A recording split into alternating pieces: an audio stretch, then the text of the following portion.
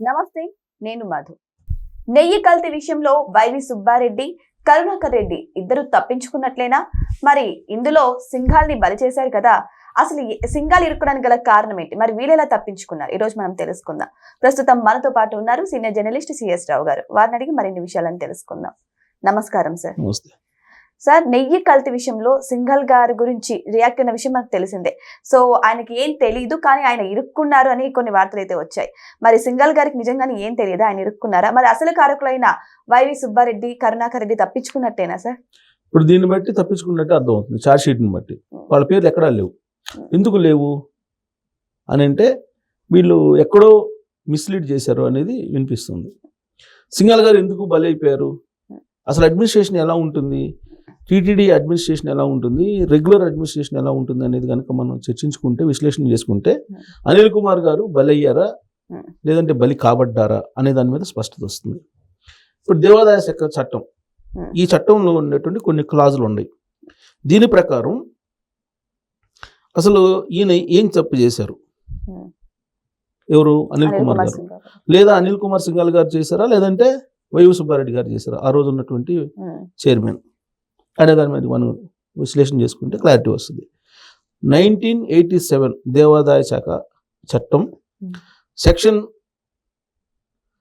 97B దీని ప్రకారం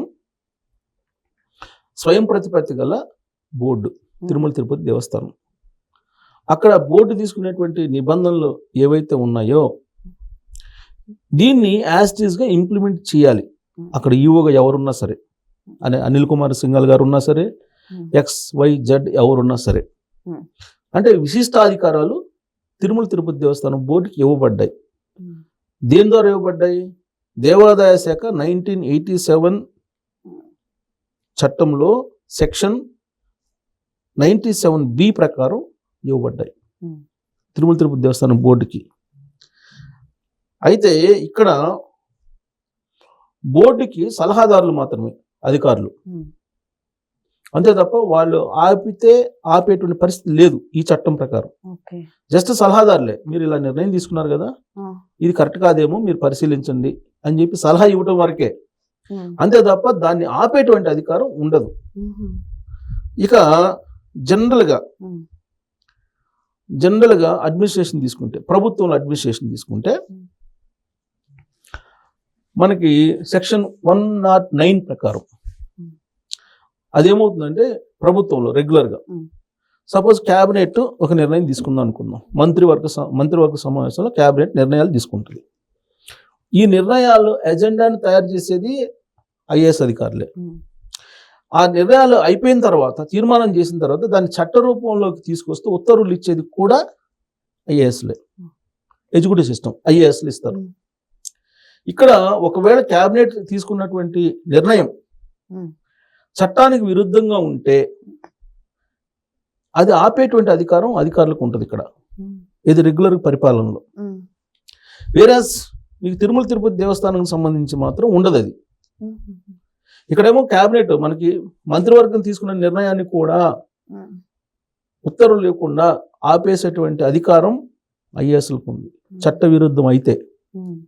decide factor IASలు regular పరిపాలనలో, సాధారణ పరిపాలనలో. కానీ అక్కడ చట్టం ప్రకారం తిరుమల తిరుపతి దేవస్థానం బోర్డే అల్టిమేట్. అది ఏ నిర్ణయం తీసుకుంటే ఆ నిర్ణయానికి కట్టుబడి వీళ్ళు ఇంప్లిమెంట్ చేయాలి. అక్కడ ఉన్నట్టున్నాయి అంటే నిమిత్త మాత్రులు, అక్కడ అధికారులు నిమిత్త మాత్రులు. సరిగ్గా ఈ ఆప్షన్ ని బేస్ చేసుకుని ఆ రోజు ఉన్నటువంటి తిరుమల తిరుపతి దేవస్థానం బోర్డు నెయ్యికి సంబంధించినటువంటి సడలింపులు చేసింది, తీర్మానం చేసింది. 371 తీర్మానం అనుకుంటా నాకు తెలిసినంత వరకు, తీర్మానం నెంబర్ 371 తీర్మానం చేసింది. ఆ తీర్మానాన్ని ఇంప్లిమెంట్ చేసిన బాధ్యత ఎవరిది? ఈఓది. ఆ రోజు ఈఓగా ఉంది ఎవరు? అనిల్ కుమార్ సింఘాల్ గారు. దాన్ని ఇంప్లిమెంట్ చేశారు. దాన్ని ఆపేటువంటి అధికారం లేదు కాబట్టి దీన్ని పరిశీలించకుండా సిబిఐ ఏర్పాటు చేసినటువంటి సిట్టు అనిల్ కుమార్ సింఘాల్ గారిని, తర్వాత ధర్మారెడ్డిని, తర్వాత బాలాజీ అన్నతను ముగ్గురిని బాధ్యులు చేయండి అని చెప్పి రాష్ట్ర ప్రభుత్వానికి నివేదిక ఇచ్చింది. ఛార్జ్ షీట్లోనేమో వీళ్ళ పేర్లను నమోదు చేసింది. వీళ్ళ కారణంగానే వీళ్ళ అక్రమాలు జరుగుతున్నాయి అక్కడ నెయ్యి కల్తీకి సంబంధించి అయినప్పటికీ వీళ్ళు చూస్తూ ఉన్నారు కాబట్టి వీళ్ళ మీద చర్యలు తీసుకోవాలి, వీళ్ళు బాధ్యులు అని చెప్పి ఛార్జ్షీట్ నమోదు చేసింది. అసలు చేసింది వాళ్ళు ఎవరు, వాళ్ళ పేర్లు కూడా మెన్షన్ చేయలేదు. పైగా అక్కడ ఛార్జ్షీట్ ఒకటి ఇచ్చారు, ప్రభుత్వానికి ఇంకో నివేదిక ఇచ్చారు. ఛార్జ్షీట్ సపరేట్గా ఇచ్చారు, నివేదిక ఇంకోటి ఇచ్చారు ఇక్కడికి రాష్ట్ర ప్రభుత్వానికి. ఎందుకు వీళ్ళ మీద చర్యలు తీసుకోమని. ఇప్పుడు చర్యలు ఎవరి మీద తీసుకున్నారు, అనిల్ కుమార్ సింఘాల్ గారిని బదిలీ చేశారు, బదిలీ చేసి జిఐడికి అప్పచెప్పారు. అనిల్ కుమార్ సింఘాల్ గారికి ఇంతకన్నా అవమానం మరొకటి ఉండదు.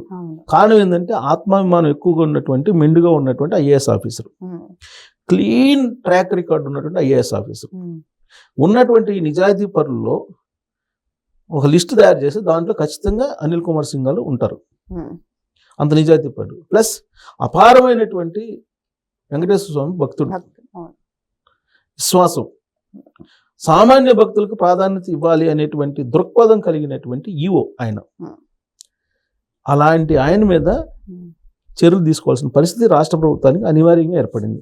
కారణం ఏంది, సిబిఐ ఇచ్చినటువంటి నివేదిక ప్రకారం. సరే, ఆయన అయితే మీరు జిఐడికి పంపించారు, సర్వీస్లో ఉన్నాడు కాబట్టి. మరి ఆ తర్వాత వచ్చినటువంటి ఈవో ఉన్నాడు కదా, ఆయన ఆధ్వర్యంలో కూడా తప్పులు జరిగిన నివేదిక ఇచ్చింది కదా. ధర్మారెడ్డి రిటైర్ అయ్యాడు, పదవి విరమణ చేశారు. మరి ఆయన మీద ఎలాంటి చర్యలు తీసుకుంటారు, ఆయన అరెస్ట్ చేయాలిగా. మరి ఇప్పుడు ఈయనంటే జిఐడికి పంపించారు, జిఐడిలో రిపోర్ట్ చేయమన్నారు, పోస్ట్ కూడా ఇవ్వలేదు. మరి ధర్మారెడ్డిని ఏం చేస్తారు, ఆ బాలాజీని ఏం చేస్తారు. బాలాజీ మీద చర్యలు తీసుకున్నట్టున్నారు, అరెస్ట్ చేయటం, అదుపులో తీసుకుని విచారించారు. మరి ధర్మారెడ్డిని ఏం చేయాలి, ధర్మారెడ్డి మీద కూడా మీరు పనిష్మెంట్ ఇవ్వాలి కదా ధర్మారెడ్డికి. ధర్మారెడ్డిని మన ఆయనకి రిటైర్ అయిన తర్వాత వచ్చేటువంటి బెనిఫిట్స్ అయినా ఆపేయాలిగా, ఏదో ఒకటి చేయాలిగా. మరి ఏ యాక్షన్ తీసుకున్నారు, తీసుకోవాలి. ఇంతవరకు ధర్మారెడ్డి మీద ఏ యాక్షన్ తీసుకోవాలి. కారణం ఏంది, ధర్మారెడ్డికి వైఎస్ఆర్ కాంగ్రెస్ పార్టీ సంబంధించినటువంటి ఆశీస్సులు ఉన్నాయి. వైఎస్ఆర్ కాంగ్రెస్ పార్టీ పెద్దలకి ఎవరు ఆశీస్సులు ఉన్నాయి, ఢిల్లీ పెద్దల ఆశీస్సులు ఉన్నాయి. సో కాబట్టి వాళ్ళ మీద చర్యలు తీసుకోవాలి. అనిల్ కుమార్ సింఘాల్ గారు బలైపోయారు ఇప్పుడు. ఎందుకు, నిజాయితీగా సామాన్య భక్తుల పట్ల ఆయన ఉండబట్టి.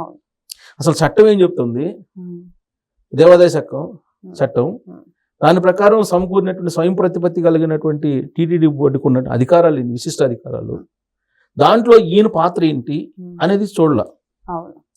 రెగ్యులర్ అడ్మినిస్ట్రేషన్ లో ఉన్నట్టే అనిల్ కుమార్ సింఘాల్ గారు తన కళ్ళెదుట అవినీతి జరుగుతుంటే అది చూస్తూ ఉన్నాడు కాబట్టి ఆయన బాధ్యత చేయాలని చెప్పి నివేదిక ఇచ్చింది. సో ఈ కారణంగా ఆయన బలైపోయాడు. మరి ఇప్పుడు వైవి సుబ్బారెడ్డి గారు కానీ చైర్మన్గా నిర్ణయాలు తీసుకున్న ఆయన ఇప్పుడు ఏం చేశారు, 2019లో తెలుగుదేశం పార్టీ గవర్నమెంట్ ఉన్నప్పుడు అప్పట్లో ఈ నెయ్యికి సంబంధించి క్వాలిటీని పెంచాలని చెప్పి, నిబంధనలు మరింత కఠినం చేయాలని చెప్పి ఒక నిర్ణయం తీసుకొని ఒక కమిటీని వేశారు. అదే సమయంలో ఎలక్షన్స్ వచ్చినాయి, జగన్మోహన్ రెడ్డి గారు ముఖ్యమంత్రి అయ్యారు. ఆ తర్వాత వచ్చినటువంటి బోర్డు ఏదైతే ఉందో వైవి సుబ్బారెడ్డి గారి ఆధ్వర్యంలో ఈ సడలింపులకు సంబంధించి ఒక కమిటీని వేశారు. ఆ కమిటీ సిఫారసు చేసింది, సడలించేసింది, నిబంధనలు సడలించేసింది. కఠినతరం చేయమని చెప్పి గత ప్రభుత్వం చెప్తే వీళ్ళు ఉన్నటువంటి వాటిని సడలించేశారు. సడలించేసి దాంట్లో సడలింపులో ప్రధానమైన అంశం ఏంటి, పాలు సేకరించకపోయినా నెయ్యి సప్లై చేస్తే చాలు అని చెప్పి ఇచ్చారు. అంతకుముందే ఉండేది 4 లక్షల లీటర్లు పాలు సేకరించేటువంటి డైరీయే ఎలిజిబుల్ అని చెప్పి ఉండేది. ఆ సడలింపు అసలు పాలే సేకరించే అవసరం లే, నెయ్యి సప్లై చేస్తే చాలు అనేటువంటి ఒక సడలింపు. రెండేంటి, టర్నోవర్ 3 సంవత్సరాల పాటు 250 కోట్లు టర్నోవర్ ఉండే కంపెనీ ఉండాలనేది అప్పట్లో ఉన్న నిబంధన. దాన్ని 150 కోట్లు 1 సంవత్సరం ఉంటే చాలని చెప్పి సడలించారు. అంటే బోలేబాబా డైరీకి ఇవ్వడానికి అనుగుణమైనటువంటి సడలింపులన్నీ చేసుకొచ్చారు. దాన్ని తిరుమల తిరుపతి దేవస్థానం బోర్డులు ఆ కమిటీ ఇచ్చిన రిపోర్ట్ని, వాళ్ళు వేసిన కమిటీయే కాబట్టి వాళ్ళు ఇచ్చినట్టు దాన్ని అమలు చేశారు. దాని మీద తీర్మానం మీద సంతకం ఎవరిది, వైవి సుబ్బారెడ్డి గారిది ఉంది. అనిల్ కుమార్ సింఘాల్ గారిది ఉందంటే లేదు. ఎందుకు, విశిష్టాధికారాలు చైర్మన్ కొంటాయి కాబట్టి తీర్మానాలన్నింటి మీద చైర్మన్ సంతకం పెడతారు. సో చైర్మన్ ఉంది. మరి సంతకం ఎవరిదైతే ఉందో ఆయన్నేమో వదిలేశారు. ఛార్జ్షీట్లో కూడా ఆయన పేరు లేదు. దాన్ని ఇంప్లిమెంట్ చేసేటువంటి బాధ్యత ఈయన మీద ఉంది కాబట్టి ఇంప్లిమెంట్ చేసినందుకు ఈయనకి శిక్ష చేశారు. ఇది జరిగింది. సో ఇక్కడ మరి న్యాయమా ధర్మమా ఇది ఏంటి అనేది పబ్లిక్ ఆలోచించాలి. అనిల్ కుమార్ సింఘాల్ గారు బలైపోయారని చెప్పి మాత్రం చెప్పచ్చు. చట్టం అందరికీ సమానమే అంటారు, కానీ ఇక్కడ మాత్రం చట్టం కొంతమంది సొత్తులా అయితే మారిపోయింది. ఏదేమైనా సరే ఎవరికి అన్యాయం జరుగుతుందో ఎవరికి న్యాయం జరుగుతుందో తేల్చుకోవడానికి కూడా చాలా కష్టంగానే ఉంది. క్లారిటీ ఉన్నా సరే ఎవరికి న్యాయం జరగాలని కూడా తేల్చలేకపోతున్నారు. మరి దీని గురించి ప్రజలే సమాధానం చెప్పాలి. మరి ఇటువంటి వీడియోస్ కోసం మా ఛానల్ సబ్స్క్రైబ్ చేసుకోండి. Thank you so much.